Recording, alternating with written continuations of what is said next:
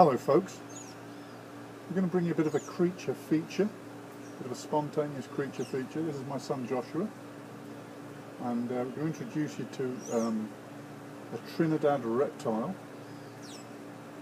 and he's the green iguana.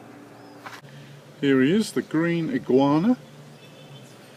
Now these guys look permanently pissed off. That look on their face, they're the animal kingdom champions of resting bitch face. So they're either angry all the time, or maybe that's just the way they are.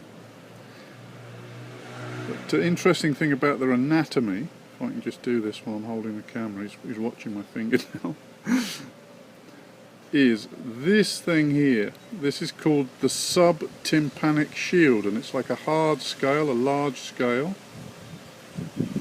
And it's just below his eardrum. That's his eardrum there. That's how he hears. And you notice it's not set back, it's right on the top of everything.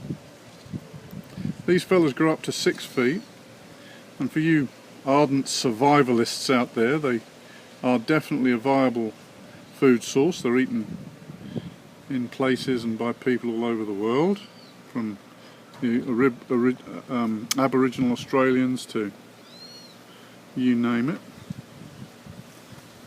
Certainly folks here, they're can be a bit of a delicacy.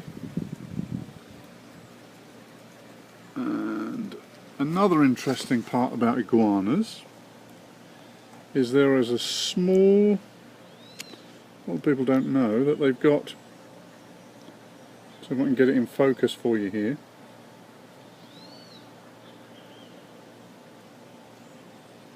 They have what is in fact a third eye. That small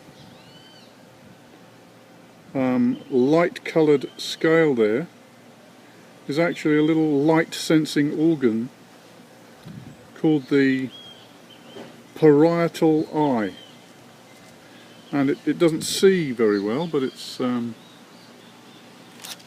just, it just senses changes in light and dark. There he is, Mr. Grumpy. Let's just give you a shot. But they are fascinating creatures, and let's have a shot from the other direction here. Let's give you a tour of the iguana. There he is, Mr. Grumpy. And something that is fascinating, I find fascinating, are these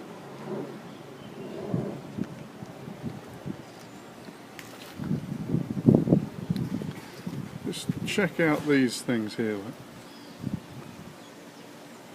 I mean, those things are like something out of a horror movie. And Joshua has already actually been a bit scratched up today with his handling.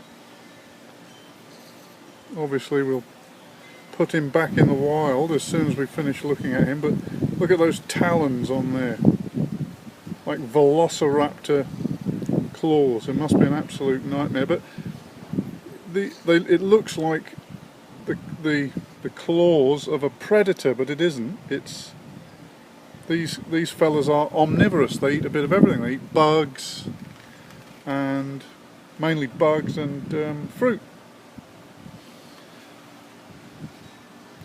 Let's continue the tour here, continue the inspection of Mr. Iguana, close up, live and direct.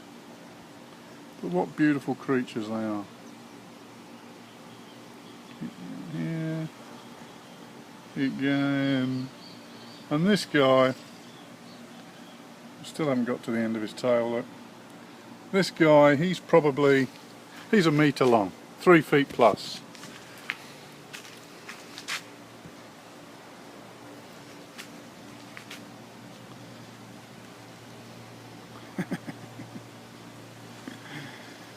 Fantastic.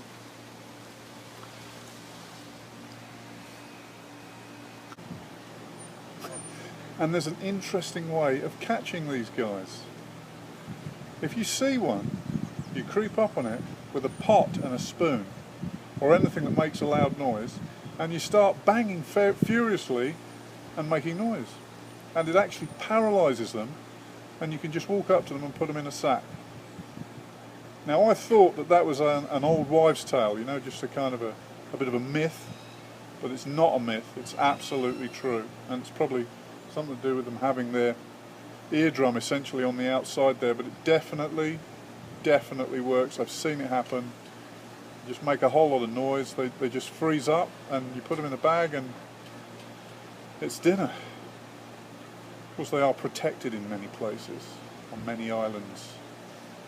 They even stop traffic on the airport in Puerto Rico. They stop the planes sometimes from taking off because they're all over the runway there. Alright guys, hope you've enjoyed it, little creature feature. We'll all see you next time. He's going to take off like a bat out of hell here. Oh!